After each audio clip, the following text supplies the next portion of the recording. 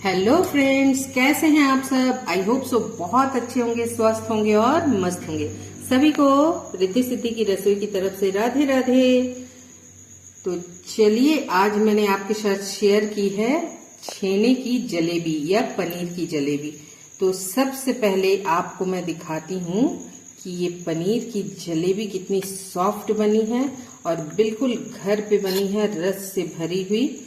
तो चलिए आपको मैं कट करके दिखाती हूँ। ये देखिए, बिल्कुल रस से भरी हुई है, देख सकते हैं।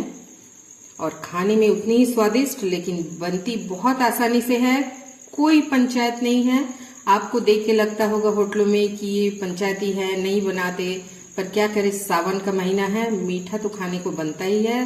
त्योहार आने वाली है रक्षाबंधन, तो आज मैंने आपके साथ शेयर की है रक्षाबंधन स्पेशल ये छेने की जलेबी।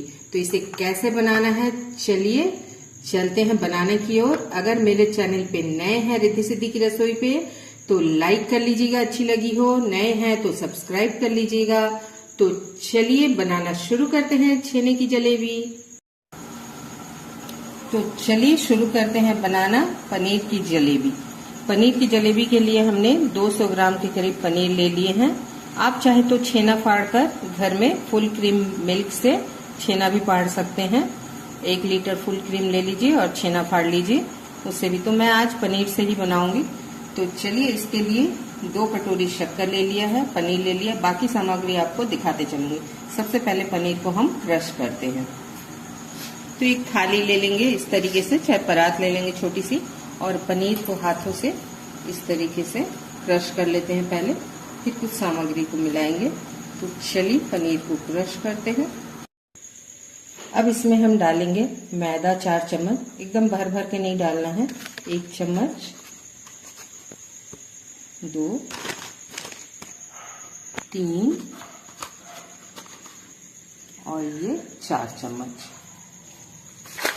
अब साथ ही हम डालेंगे इसमें कॉर्नफ्लोर। कॉर्नफ्लोर को भी हम वैसे ही इस तरीके से डालेंगे, इस तरीके से।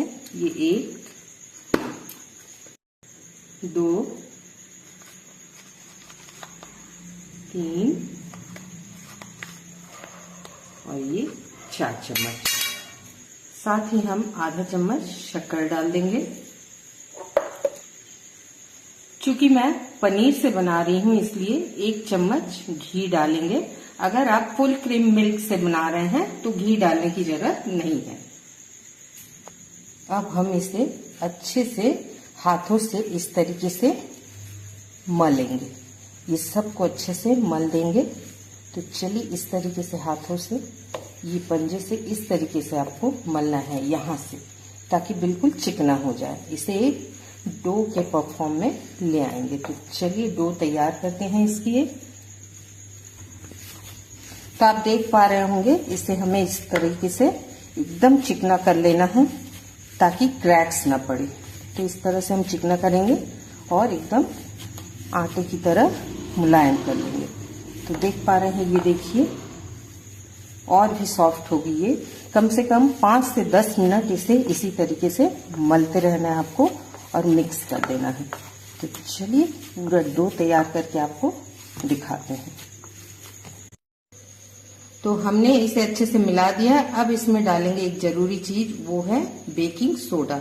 तो हम थोड़ा सा और डालेंगे, 1/4 चम्मच जितना। तो चलिए डाल दिए। अब इसे अच्छे से मिक्स कर लेंगे। तो हमने 5 से 10 मिनट इसे अच्छे से सॉफ्ट कर लिया है। देख सकते हैं बिल्कुल सॉफ्ट हो गई है, एक डो के फॉर्म में ये आ गई है। चलिए अब इसे एक डो के फॉर्म में ले आते हैं और छोटे छोटे एकदम बॉल्स बना लेते हैं, जो बिल्कुल एक ही नाप के होंगे। तो चलिए इस तरीके से एक छोटे छोटे बॉल बना लेते हैं।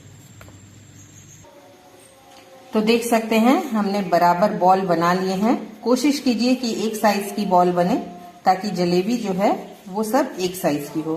तो चलिए अब इसको जलेबी का शेप दे देते हैं। तो एक बॉल ले लेंगे हम और उसे एकदम पतला करेंगे, ज्यादा पतला भी नहीं, ज्यादा मोटा भी नहीं। तो इस तरीके से हम लंबा करेंगे। तो चलिए लंबा करके दिखाते हैं आपको। तो देख सकते हैं इतना ही पतला करना है हमें, क्योंकि ये फिर फूल के भी मोटे होंगे। तो धीरे धीरे इस तरीके से हम इसे रोल करेंगे।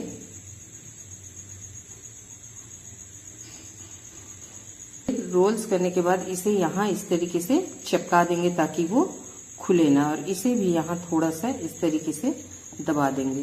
तो चलिए तैयार है, इसे हम उठाकर रखते जाएंगे इस तरीके से और सारे को इसी तरीके से बना लेंगे।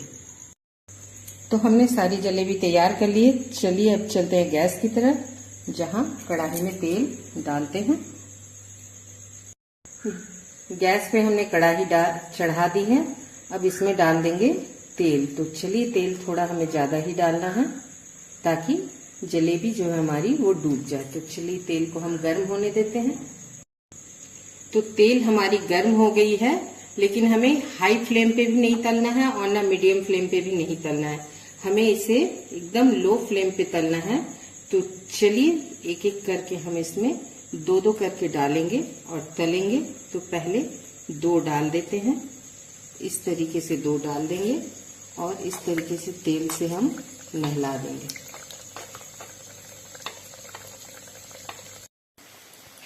तो देख सकते हैं इसे हम धीरे से पलट देंगे इसी तरह से। ये देखिए, ये हमने अच्छे से नहीं चिपकाया था तो थोड़ी खुल गई है, कोई बात नहीं। अब फिर 2 डालेंगे। तो इसी तरह से हम धीरे धीरे 2-2 करके डालेंगे और इसे तेल में, देख सकते हैं ये साइज फूल के ऐसी हो जाएगी, चाशनी में जाएगी तो और फूलेगी। तो चलिए इसी तरीके से बनाते हैं।